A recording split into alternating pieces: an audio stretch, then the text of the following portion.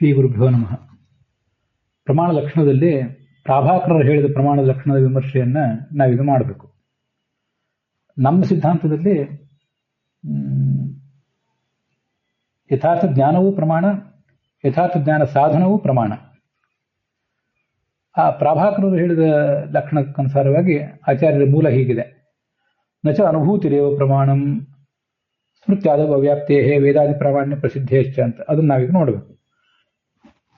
ಅನುಭವವೇ ಪ್ರಮಾಣ ಅಂತ ಹೇಳ್ತಾರಲ್ಲ ಈ ಪ್ರಭಾಕರರು, ಅದು ಸರಿಯಲ್ಲ. ನಚ ಹಾಗೆ ಸರಿಯಲ್ಲ. ಯಾಕೆಂದ್ರೆ ಸ್ಮೃತ್ಯಾದವ ಅವ್ಯಾಪ್ತೇ, ಸ್ಮೃತಿ ಮೊದಲಾದವುಗಳಲ್ಲಿ ಅವ್ಯಾಪ್ತಿ ಇದೆ.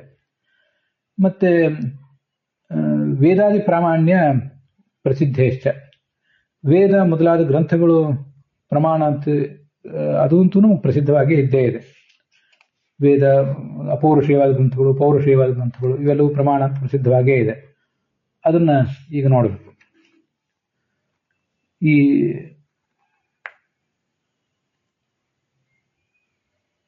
ಈ ಪ್ರಭಾಕರ ಲಕ್ಷಣದ ಪ್ರಕಾರ ಪ್ರಮಾಸಾಧನವಾದ ವೇದ, ಅನುಮಾನ ಅಂದ್ರೆ ವೇದ ಅಂದ್ರೆ ಶಬ್ದ, ಅನುಮಾನ ಅಂದ್ರೆ ಅದು ಗೊತ್ತಿದ್ದೇ ಇದೆ ನಮಗೆ.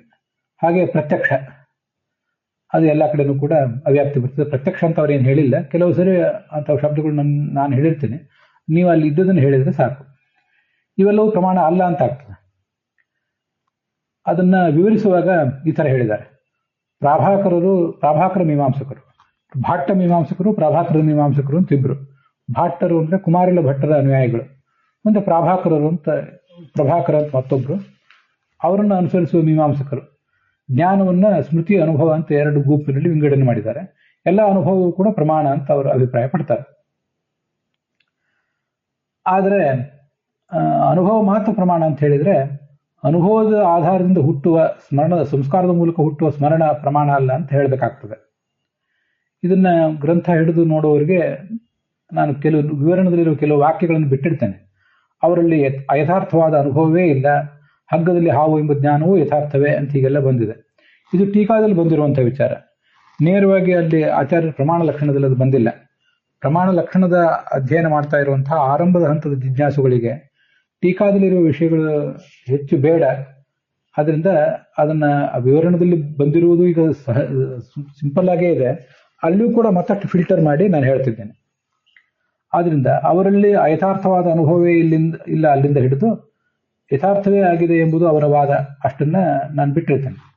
ಮುಂದೆ ಆದರೆ ಅನುಭವ ಮಾತ್ರ ಪ್ರಮಾಣ ಅಂತ ಅವ್ರು ಹೇಳಿಬಿಟ್ರೆ, ಅನುಭವದ ಆಧಾರದಿಂದ ಹುಟ್ಟುವ ಸ್ಮರಣದಲ್ಲಿಯೂ ಅವ್ಯಾಪ್ತಿ ಅಲ್ಲದೆ ಈ ಲಕ್ಷಣ ಅನ್ನೋದು ಪ್ರಮಾಸಾಧನವಾದ ಇಂದ್ರಿಯ, ವೇದ, ಸ್ಮೃತಿಗಳಲ್ಲಿ. ಇಲ್ಲಿ ನೋಡಿ, ಕೆಳಗೆ ವಿವರಣೆ ಕೊಡುವಾಗ ಮೂರರಲ್ಲೂ ಹೇಳಿದ್ದಾರೆ. ಒಟ್ಟು ನಮಗೆ ಜ್ಞಾನ ಬರುವುದು ಮೂರು ಮೂಲದಿಂದ: ಒಂದು ಇಂದ್ರಿಯಗಳಿಂದ, ಇನ್ನೊಂದು ಶಬ್ದದಿಂದ, ಮತ್ತೆ ಅನುಮಾನಗಳಿಂದ. ಇಲ್ಲಿ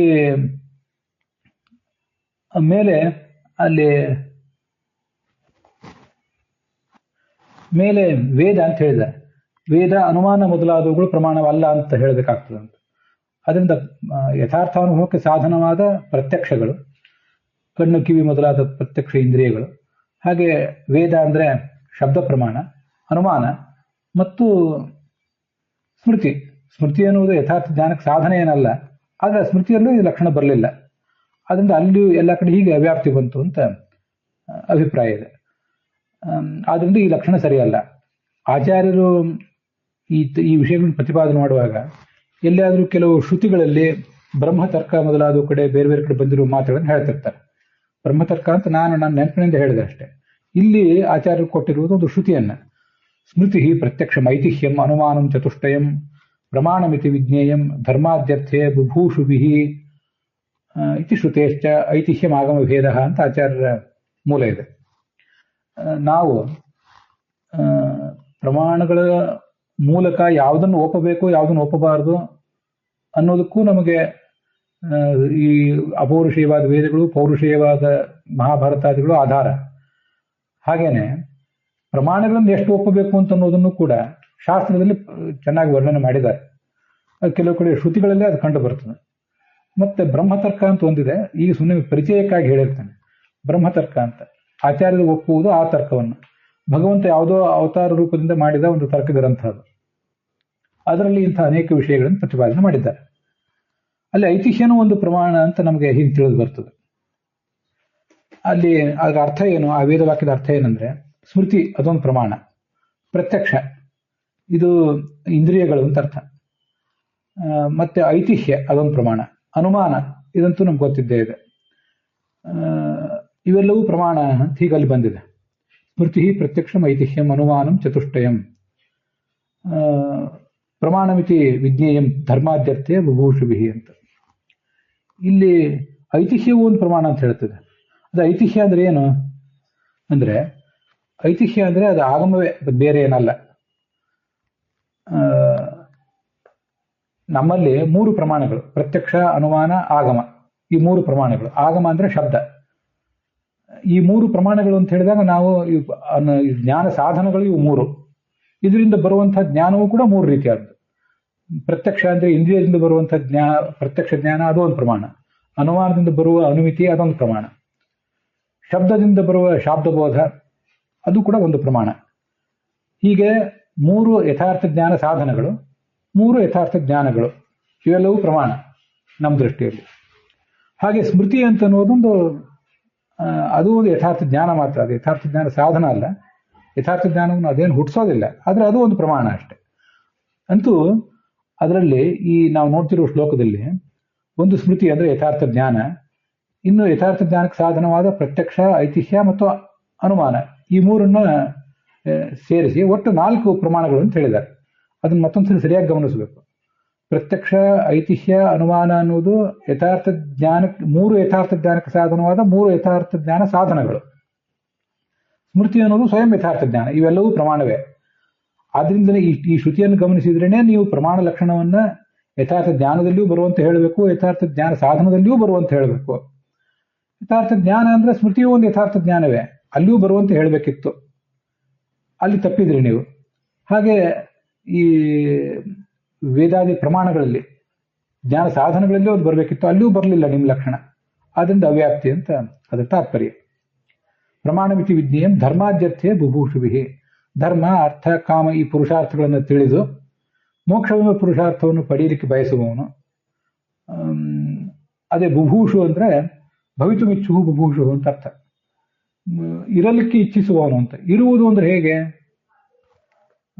ಇರುವುದಂದ್ರೆ ಸುಮ್ಮನೆ ಇರುವುದಲ್ಲ, ಸದ್ಭಾವೇ ಸಾಧುಭಾವೇ ಚ ಸದಿತ್ಯೇತ ಪ್ರಕೀರ್ತ್ಯತೆ ಅಂತ ಹೀಗೊಂದ್ ಕಡೆ ಬಂದಿದೆ. ಆದ್ರಿಂದ ಇರುವುದು ಅಂದ್ರೆ ಭೂಸತ್ತಾಯಂ ಧಾತು ಪ್ರಯೋಗ ಮಾಡಿ ಅಥವಾ ಅಸಭುವಿ ಧಾತು ಪ್ರಯೋಗ ಮಾಡಿ ಚೆನ್ನಾಗಿ ಇರುವುದು ಅಂತಾನೆ ಅರ್ಥ.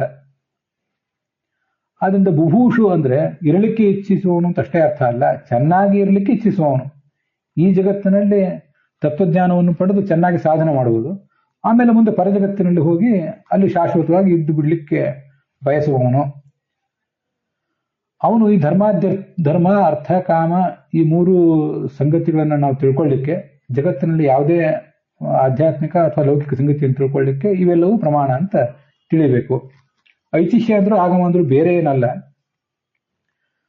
ಆಗಮ ಅಂದ್ರೆ ಒಂದು ಗ್ರಂಥಬದ್ಧವಾದ ವಾಕ್ಯ. ಐತಿಹ್ಯ ಅಂದ್ರೆ ಅದಕ್ಕೊಂದು ಲಿಖಿತ ರೂಪ ಇರ್ಲಿಕ್ಕಿಲ್ಲ, ಆದ್ರೆ ಜನರಿಂದ ಜನರಿಗೆ ಪಾಸ್ ಆಗ್ತಾ ಬಂದಿರುವಂತಹ ಕೆಲವು ಸಮ್ ಪೀಸಸ್ ಆಫ್ ಇನ್ಫಾರ್ಮೇಶನ್ಸ್. ಅದು ಅದೊಂದು ಕೂಡ ಶಬ್ದದ ರೂಪದಲ್ಲೇ ಬಂದಿರ್ತದೆ. ಅದು ಪ್ರತ್ಯಕ್ಷ ಅಲ್ಲ, ಅನುಮಾನವೂ ಅಲ್ಲ. ಇದು ಈ ಕ್ಷೇತ್ರದ ಐತಿಹ್ಯ ಅಂತ ಹೀಗೆಲ್ಲ ಹೇಳ್ತಿರ್ತಾರೆ. ಹೀಗೆ ತಿಳಿದವ್ರು ಹೇಳ್ತಾರೆ ಅಂತ. ಇತಿಹ ಅಂತ. ಐತಿಹ್ಯ ಅನ್ನುವುದು ತದ್ದಿತ ಪ್ರತ್ಯಯದಿಂದ ಹುಟ್ಟಿರುವಂತಹ ರೂಪ. ಅದು ಇತಿಹ ಅನ್ನೋದ್ರ ಮೇಲೆ ತದ್ದಿತ ಪ್ರತ್ಯಯ ಒಂದು ಐತಿಹ್ಯ ಅಂತ ಆಗಿದೆ. ಅಲ್ಲಿ ಇತಿ ಹೀಗೆ, ಹ ಅಂದ್ರೆ ಹ ಅನ್ನೋದು ಹಿ ಅನ್ನೋದರ ಇನ್ನೊಂದು ರೂಪ, ಇನ್ನೊಂದು ಪರ್ಯಾಯ ಪದ. ಅಲ್ಲಿ ಆಸ ಅಥವಾ ಅಸ್ಥಿ ಅಂತನ್ನೋದು ಕ್ರಿಯಾಪದ. ಹೀಗೆ ಇತ್ತು ತಾನೆ, ಇದೇ ಅಷ್ಟೇ ಅಂತ ಅದರ ಆ ಐತಿಹ್ಯ ಅನ್ನೋದ್ರ ಮೂಲ. ಹೀಗೆ ಐತಿಹ್ಯ ಅಂದ್ರೂ ಬೇರೆ ಕೆಲವು ವಾದಿಗಳು ಐತಿಹ್ಯ ಅನ್ನೋದನ್ನು ಪ್ರತ್ಯೇಕ ಪ್ರಮಾಣ ಅಂತ ಒಪ್ತಾರೆ. ನಾವು ಹಾಗೆ ಒಪ್ಪೋದಿಲ್ಲ. ಐತಿಹ್ಯ ಅಂದ್ರೆ ಆಗಮವೇ. ವೇದವೂ ಕೂಡ ಹಾಗೆ ಹೇಳೋದು, ಭಗವಂತ ಇದ್ದಾನೆ ಅಂತ ಐತಿಹ್ಯ ರೂಪದಲ್ಲಿ ಜ್ಞಾನಿಗಳ ಮಾತನ್ನ ಉಲ್ಲೇಖ ಮಾಡ್ತಾನೆ ಅದು ಹೇಳೋದು. ಆದ್ರಿಂದ ನಮ್ಮ ದೃಷ್ಟಿಯಲ್ಲಿ ಐತಿಹ್ಯ ಆಗಮ 2 ಬೇರೆ ಪ್ರಮಾಣ ಅಲ್ಲ, ಐತಿಹ್ಯವೇ ಪ್ರಮಾಣ. ಆದ್ರಿಂದ ಅಲ್ಲಿ ಈ ನಾವು ನೋಡ್ತಿರುವ ಶ್ರುತಿಯಲ್ಲಿ ಆಗಮವನ್ನೇ ಅದು ಐತಿಹ್ಯ ಅಂತ ಹೇಳಿದೆ ಅಷ್ಟೆ. ಇದು ಅದರ ಒಟ್ಟ ಅಭಿಪ್ರಾಯ. ಅಲ್ಲಿಗೆ ಈ ಭಾಗ ಸಮಾಪ್ತ ಆಗಿದೆ.